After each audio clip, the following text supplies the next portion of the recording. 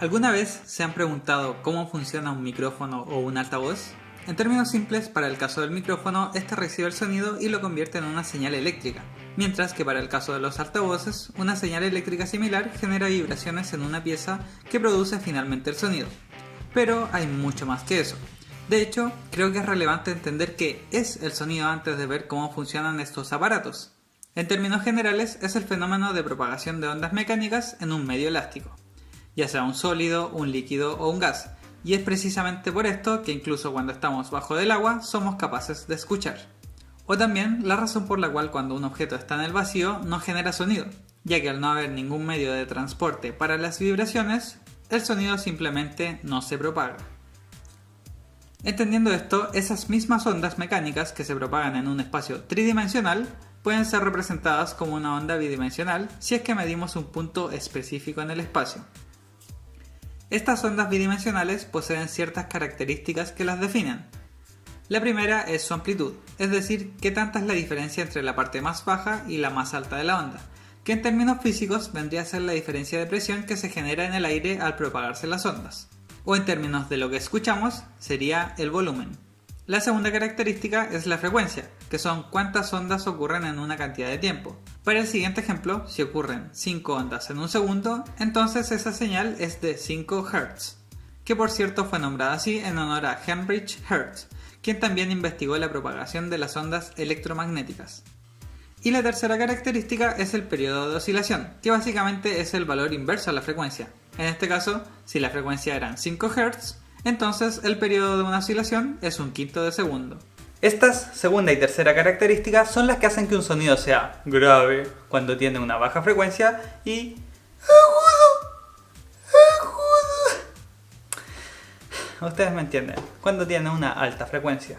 Y también hay otras características relevantes en el estudio de las ondas mecánicas, como la longitud de onda y la velocidad de propagación. Pero para obtener esa información debemos tener al menos dos receptores, como por ejemplo nuestros oídos. El hecho de que nosotros tengamos dos oídos nos permite detectar la dirección desde la cual proviene un sonido, porque cuando viene una onda pasa primero por un oído, luego ocurre un desfase de tiempo, pasa por el otro oído. De esta manera podemos detectar que el sonido provenía desde allá. Pero ¿tú sabías que habían animales que llevaban esto al extremo? Como por ejemplo algunos tipos de búhos, cuyos oídos están posicionados de forma asimétrica. Es decir, no solo son capaces de distinguir lo que está a la derecha o a la izquierda, sino que pueden saber si un sonido proviene desde arriba o desde abajo de su línea de visión, lo cual es extremadamente útil cuando estás en un árbol y necesitas detectar una presa. A mí me pasa todos los días. Hasta el momento sabemos que las ondas de sonido tienen características especiales y que en el aire se propagan como una diferencia de presión. Ahora, esta misma diferencia de presión genera movimiento en los objetos con los cuales impacta, como por ejemplo nuestros tímpanos. Entonces, si queremos convertir sonido que está en el aire en una señal que podamos transmitir a través de un cable, tendremos que buscar un método para convertir movimiento lineal en electricidad. Me suena como que eso ya lo hemos visto antes. En el capítulo anterior sobre cómo se genera la electricidad, Michael Faraday descubrió que al mover un magneto dentro de una bobina de material conductor, se genera una diferencia de voltaje, la cual además cambia su polaridad dependiendo de la dirección en la cual se está moviendo el magneto. Si esa misma variación de voltaje la graficamos en el tiempo, nos vamos a encontrar con que actúa de una manera similar a las ondas de sonido que vimos antes. Pero aún nos falta replicar las ondas que se generan, las cuales por cierto son extremadamente rápidas, ya que nuestros oídos son capaces de percibir frecuencias en un rango entre 20 y 20.000 Hz. Sí, hasta 20.000 oscilaciones por segundo. Para replicarlas necesitamos un sistema que amplifique las vibraciones generadas por el sonido con gran fidelidad y que además evite que lleguen las vibraciones no deseadas, como por ejemplo la del viento o las generadas por nuestra respiración. Si abrimos un micrófono nos vamos a encontrar con lo siguiente. En el exterior hay una cobertura que detiene parte del viento que llega al interior, además de un mango y un switch para poder encender y apagar el micrófono. Pero vamos a deshacernos de eso para ir a lo que realmente nos interesa. Dentro del micrófono se encuentra una cápsula, la cual está compuesta de tres partes esencialmente. En primer lugar un magneto y en segundo lugar una bobina. Y por último, en tercer lugar, un diafragma que está pegado a la bobina, el cual amplifica las vibraciones generadas por el sonido. De esta manera, cuando un sonido se propaga por el aire, los cambios de presión hacen vibrar el diafragma, el cual a su vez mueve la bobina respecto al imán, los cuales, al interactuar según la ley de Faraday, generan una señal eléctrica que posee exactamente la misma frecuencia que la vibración que la genera. Teniendo eso claro, si nos vamos al otro extremo y pasamos esta señal eléctrica por un amplificador, nos vamos a encontrar con que el altavoz usa esa señal para alimentar una bobina que está pegada a un diafragma y rodeada por un imán.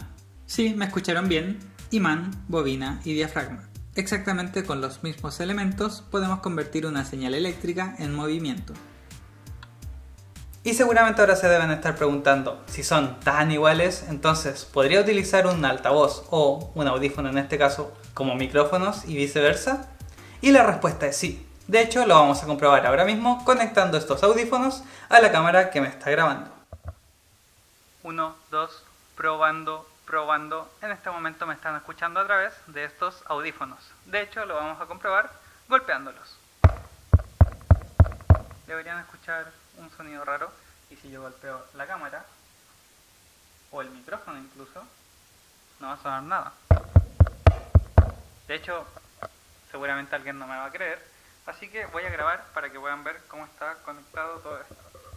Ahí está el cable, baja y llega directo a la cámara.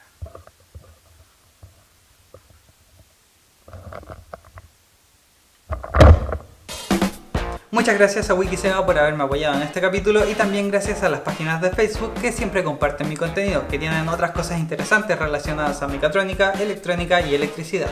Los links en la descripción. Si quieren ver cómo funciona algún otro invento, no duden en dejarlo en los comentarios y recuerden que pueden ver mi contenido en YouTube, Facebook e Instagram. Eso es todo por ahora y nos vemos en el próximo capítulo.